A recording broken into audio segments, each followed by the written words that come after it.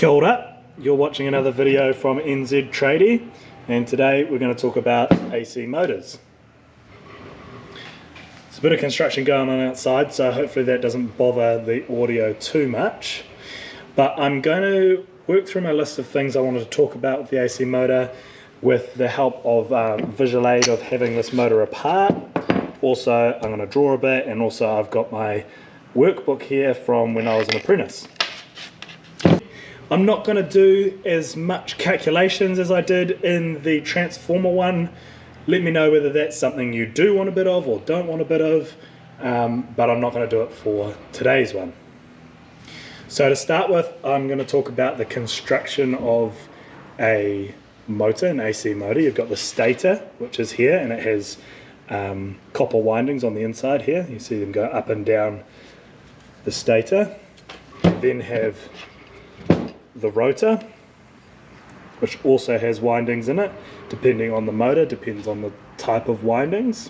Got your connection points on the end of these windings. This one here has come out of something, so its housing is not as much as a normal motor would be, but you have a housing that goes on either side like this, and then it is bolted together. On most three-phase or bigger motors, you'll have a cover that will fully enclose the stator, or the stator you won't see the laminations, you'll see the cover. You then, on most motors, will have a fan at the back. Obviously this one doesn't, and that's connected to the shaft, which is this here, and that helps cool the motor.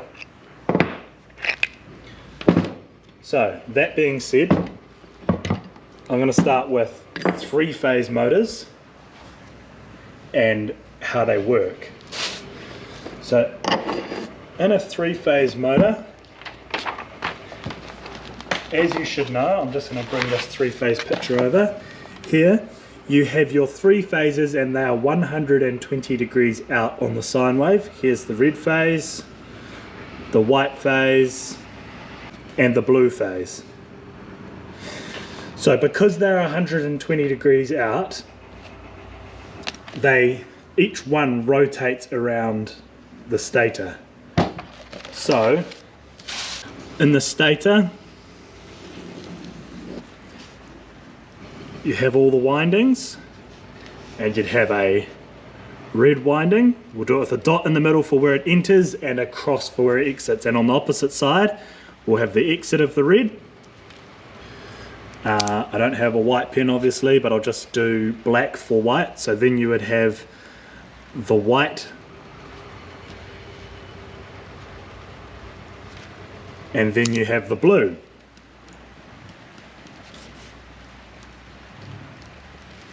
Now, as a magnetic field is built up in the red phase, it then collapses, and the next phase picks up and creates a magnetic field, then collapses, and then the blue one does the same, which then in turns from the stator induces onto the rotor and creates a magnetic field on the rotor, and then the rotor ends up chasing the three phases around, essentially making two magnets. The rotor chases the stator. Now, to reverse a three-phase motor, you just need to change any of the three inputs of your phases. You could be red, white, blue, and it goes clockwise. If you change it to red, blue, white, it will go anti-clockwise. And that again is because of the AC sine wave. Another thing to note with three-phase motors is if you are missing a phase, if you've seen my other video about contactors, you'll know that when a motor starts without a phase, it has a very loud sort of graunching sound. And that's because your magnetic field is jumping from here to here. It doesn't have anything in the middle to help it around, so it's got a big spot that it's jumping. Obviously the motor doesn't like that. It won't last ages in that kind of scenario. It produces high current, so hopefully will trip your overload. But if you didn't have an overload, or it didn't trip the overload, you won't have a motor that works for much longer. Now, the practical way that you would wire a three-phase reversing contactor is what you call it. is you have your motor here, and you have your 3 phases, 1, 2, 3. Then you have a contactor, and then that would go off to your starting controls, like in one of the other videos, and to the motor. So 1, 2, 3, that would be in its forward position. And then you can bring from 1, it's going to come down, go through a second contactor, and you would have a mechanical and a wired interlock on this, so that you can't operate this contactor and this contactor, because if you were able to do that, you would directly short out 2 phases. And for any of you that have done that before, it's not a great thing.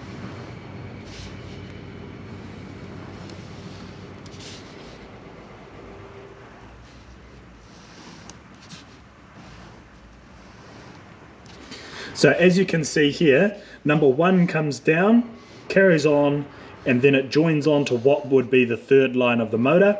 2 is the same, and 3 is the other one that's changed. It goes on to the 1st line. So as you can also see here, if you were to pull these both on at the same time, 1 and 3 would straight short.